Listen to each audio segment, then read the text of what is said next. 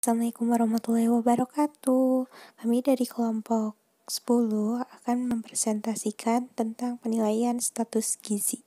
Status gizi adalah keadaan tubuh yang merupakan hasil akhir dari keseimbangan antara zat gizi yang masuk ke dalam tubuh dan utilisasinya. Data berkaitan dengan status gizi. Data yang berkaitan dengan status gizi yang pertama dihitung dari umur. Umur dihitung dalam bulan atau tahun penuh. Contoh, umur 22 bulan, 17 hari dihitung umur 3 bulan. Kenapa? Karena indeks penilaian status gizi harus dipenuhkan. Maka untuk penilaian 2 bulan, 17 hari akan dibulatkan ke 3 bulan. Karena 17 hari tersebut sudah lebih dari separuh bulan atau 15 hari. Sedangkan untuk penilaian 15 tahun 3 bulan, maka umurnya akan dibulatkan ke umur 15 tahun, karena 3 bulan tersebut masih kurang dari setengah tahun. Yang kedua, ada panjang badan atau PB. Digunakan untuk anak umur 0 sampai dengan 24 bulan diukur terlentang.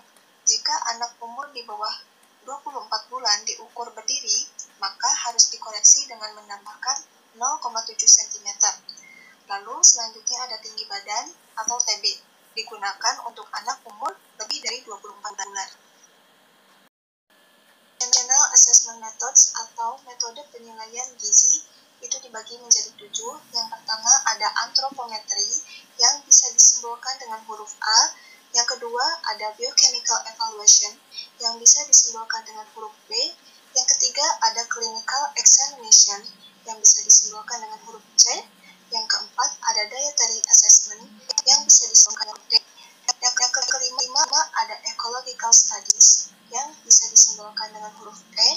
Dan yang keenam ada functional assessment bisa disimbolkan dengan huruf F.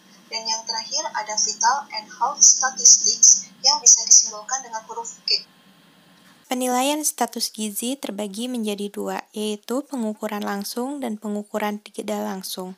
Pengukuran langsung terdiri dari antropometri, biokimia klinis, biofisik. Sedangkan tidak langsung terdiri dari survei konsumsi, statistik vital, dan faktor ekologi. Antropometri artinya ukuran tubuh manusia. Pengukuran antropometri berhubungan dengan berbagai macam pengukuran dimensi tubuh dan komposisi tubuh dari berbagai tingkat umur dan tingkat gizi. Antropometri secara umum digunakan untuk melihat ketidakseimbangan asupan protein dan energi. Faktor yang mempengaruhi dimensi tubuh manusia yaitu umur, jenis kelamin, suku bangsa dan ras, pekerjaan. Biokimia adalah pemeriksaan spesimen yang dilakukan secara laboratoris. Dilakukan pada berbagai macam jaringan tubuh. Jaringan tubuh yang digunakan antara lain darah, urin, tinja, dan juga beberapa jaringan tubuh seperti hati dan otot.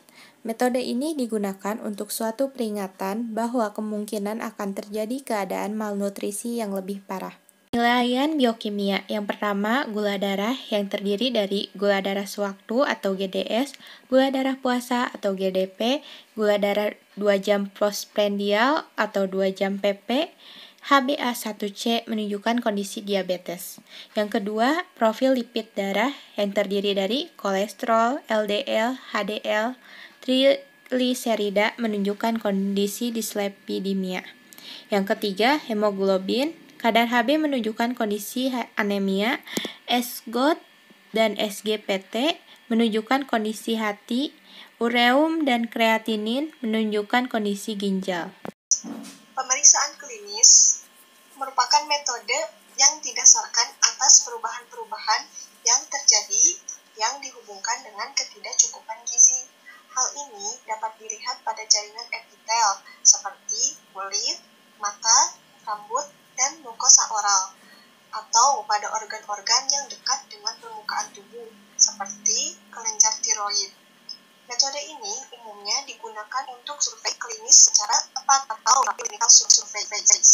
Survei ini dirancang untuk mendeteksi secara cepat tanda-tanda klinis umum dari kekurangan salah satu atau lebih zat gizi. Di samping itu, digunakan untuk mengetahui tingkat gizi seseorang dengan melakukan pemeriksaan fisik, yaitu tanda atau sign dan gejala atau simptom, atau riwayat penyakit. Untuk penilaian klinis seperti yang tampak, contohnya seperti gondok atau pucat pada mata. Biofisik merupakan metode penentuan status gizi dengan melihat kemampuan fungsi atau khususnya jaringan dan melihat perubahan struktur dan jaringan. Umumnya dapat digunakan dalam situasi tertentu seperti kejadian buta senja endemik. Cara yang digunakan adalah tes adaptasi gelap. Status penilaian gizi secara tidak langsung dibagi menjadi 3. Yang pertama ada survei konsumsi makanan. Dengan melihat jumlah dan jenis zat gizi yang dikonsumsi adalah metode penentuan status gizi. Yang kedua ada statistik vital, adalah dengan menganalisis dan berakhir kesehatan seperti angka kematian berdasarkan umur, angka kesakitan dan kematian akibat penyebab tertentu, dan data lainnya yang berhubungan gizi. Yang ketiga ada faktor ekologi. Penggunaannya untuk mengetahui penyebab malnutrisi di suatu masyarakat untuk melakukan program intervensi gizi. Malnutrisi merupakan masalah ekologi sebagai hasil interaksi beberapa faktor fisik, biologis, dan lingkungan budaya. Cukup sekian dari kami, kurang lebihnya kami mohon maaf. Wabillahi taufiq wal hidayah. Wassalamualaikum warahmatullahi wabarakatuh.